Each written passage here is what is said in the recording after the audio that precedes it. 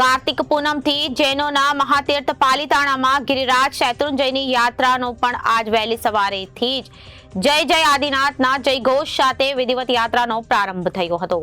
4 માસ ચતુર્માસ હોય અને શાસ્ત્રો પ્રમાણે આ 4 માસ યાત્રા માંગલિક રહેતી હોય છે।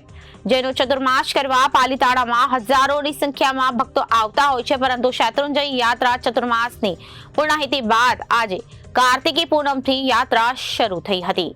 ચતુર્માસના 4 માસના વિરામ બાદ અષાઢ સુદ પૂનમથી બંધ થયેલી યાત્રા આજ સવારથી ફરી શરૂ થઈ હતી।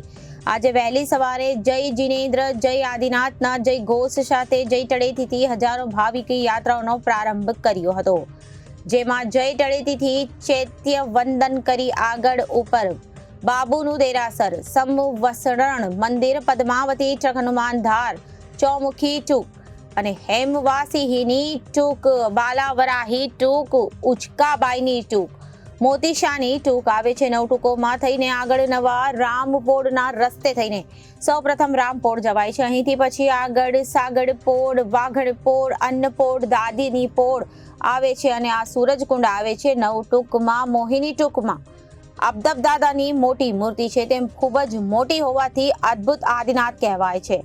પાછળથી લોકોએ તેને અબદબદાદીમાં નામ પાડ્યું છે। તેની પૂજા વર્ષમાં એક જ વાર થાય છે। અહીં પ્રથમ તીર્થકાર આદિનાથ ભગવાન 999 વાર સમોસર્યા હતા, જે આ મહાતીર્થની પવિત્રતા દર્શાવે છે। જેમના 24 તીર્થકરોમાં 23 તીર્થકારોએ આ મહાતીર્થની ભૂમિ પર વિશ્વના જૈન ધર્મનો મહામંગલકારી સંદેશો આપ્યો। આ યાત્રા દરમિયાન ભાવિકો માટે આણંદજી કલ્યાણજી પેઢી દ્વારા ઠેર ઠેર પરબો પર સાદા અને ઉકાળેલા પાણીની વ્યવસ્થા કરવામાં આવી હતી। આથી યાત્રિકો માટે ભાતાઘર પણ ખુલી ગયું હતું। આમ આ યાત્રાનો ભાવિકો ઉપરાંત આચાર્ય ભગવંતો, મહારાજ સાહેબો, આરાધકો તથા શ્રદ્ધાળુઓ, જૈનેતર સહિત હજારો ભાવિકો જોડાયા હતા।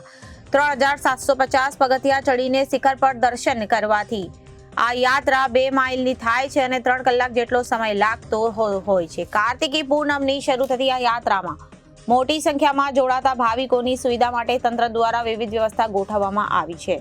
આ ઉપરાંત પોલીસમાં 1 ડીવાયએસપી, 2 પીઆઈ સહિત બંદોબસ્ત ગોઠવવામાં આવ્યો છે। શૈત્રુંજય તીર્થનો અભૂતપૂર્વ મહિમા છે। એમાં છેલ્લી હજારો વર્ષોની એવી પરંપરા રહી છે કે 4 મહિના ચોમાસું ચાલતું હોય છે ત્યારે શૈત્રુંજયની યાત્રા એ બંધ હોય છે। કોઈ શૈત્રુંજયની યાત્રા કરતું હોતું નથી, પણ જ્યારે કારતક સુદ પૂનમ આવે ત્યારે બધા યાત્રાળુઓ એ દિવસે ખાસ યાત્રા કરવા માટે આવતા હોય છે। હજારો યાત્રાળુઓ આવી અને અહીંયા યાત્રા કરશે, કારણ કે ચોમાસા પછી પહેલી યાત્રા છે અને એ યાત્રા કરી અને પોતાના પાપનું પ્રક્ષાલન કરવાનું કામ કરશે। કેમ કે આ દિવસે 10 કરોડ મુનિઓ એક જ દિવસે મોક્ષમાં ગયેલા હોવાના કારણે આ દિવસનો બહુ મહિમા છે। શાસ્ત્રકારો એમ કહે છે કે ઉપવાસ કરી અને કારતક સુદ પૂનમની જો યાત્રા કરવામાં આવે તો એ દિવસે હજારો વર્ષના જે પાપ કર્મ હોય એ પાપ કર્મનો ક્ષય થઈ જતો હોય છે। એવો આ તીર્થનો અભૂતપૂર્વ મહિમા છે। એટલે આજથી જ યાત્રાળુઓનો આવાગમન ચાલુ થઈ ગયું છે અને આવતીકાલે આપણે આજના દિવસે જ આ પૂનમના દિવસે એક એવો અભૂતપૂર્વ મહિમા છે અને મહિમાના કારણે હજારો યાત્રાળુઓ આજે અહીંયા આવ્યા છે અને આદિનાથ દાદાની યાત્રા કરશે। અહીંયા આદિનાથ ભગવાન પૂર્વ 99 વખત આ ભૂમિની અંદર આવી અને દેશના આપી હતી અને એમના જ દ્રાવિડ અને વારીખીલજી નામના 2 પૌત્રો અહીંયા મોક્ષની અંદર ગયા। એ દિવસ હતો કારતક સુદ પૂનમનો। સાધુ સાધ્વી ભગવંતો પણ કારતક સુદ પૂનમના દિવસે ચાતુર્માસ પરિવર્તન કરે છે અને કલિકા સ્વર્ગનો હેમચંદ્ર શ્રી મહારાજનો જન્મદિવસ પણ આજનો જ છે। તો આ આજના દિવસનો આવો અભૂતપૂર્વ મહિમા છે। એટલે અહીંયા કોઈ પણ પ્રકારના પાપ કર્મો હોય એનો ક્ષય આ તીર્થના પ્રભાવથી થાય છે। એવો આ તીર્થનો અને કારતક સુદ પૂનમનો મહિમા રહેલો છે। जेपी गुरुदेव, बेंगलोर भवन, पालिताना। आशीर्वाद के साथ सभी पुण्यात्माओं को धर्म लाभ। आज कार्तिक शुक्ला पूर्णिमा, परमात्मा आदिश्वर भगवानना पावनकारी धामनी अंदर, साधना भूमिમાં, સિદ્ધ ભૂમિની અંદર અમારું ચાતુર્માસ પરિપૂર્ણ થયું છે અને આજના દિવસને જૈન ધર્મના દૃષ્ટિકોણથી અગર જોવામાં આવે તો ત્રિવેણી સંગમના રૂપમાં જાણી શકાય તેમ છે। શા માટે?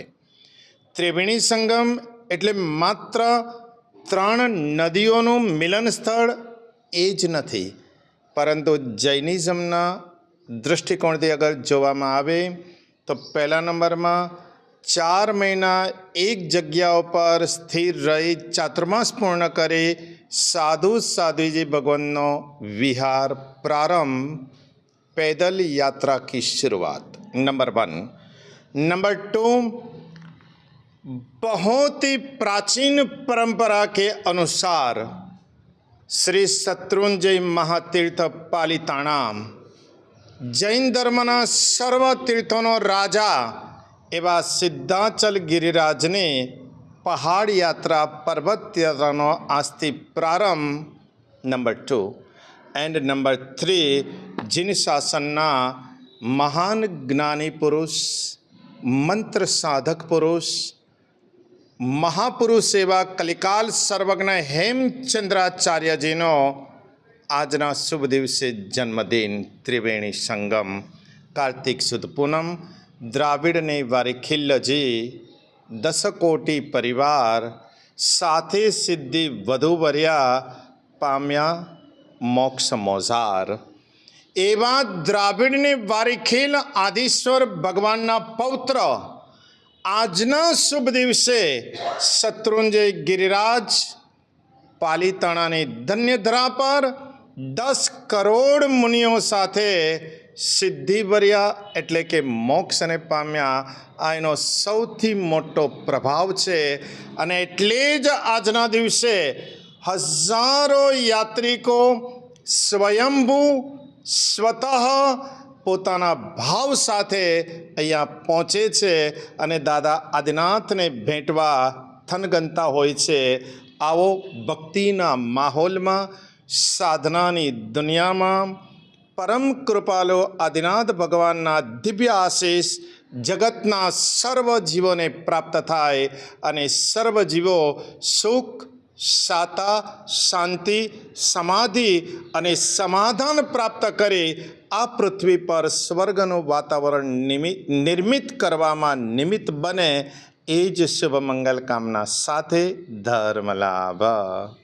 Anandji Kalyanji પેઢીમાંથી joint manager Jitubhai લખાણી। 4 મહિના દરમિયાન યાત્રા બંધ હોય છે।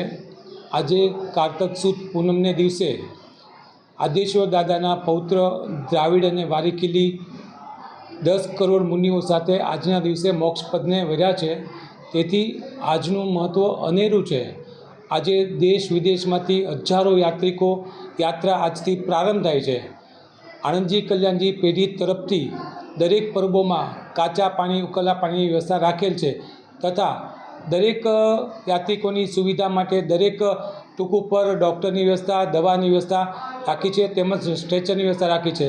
કોઈ પણ યાત્રિકને અસુવિધા ન થાય તેનું પૂરેપૂરી કાળજી આણંદજી કલ્યાણજી પેઢી તરફથી રાખેલ છે। બધી વ્યવસ્થા રાખેલી છે।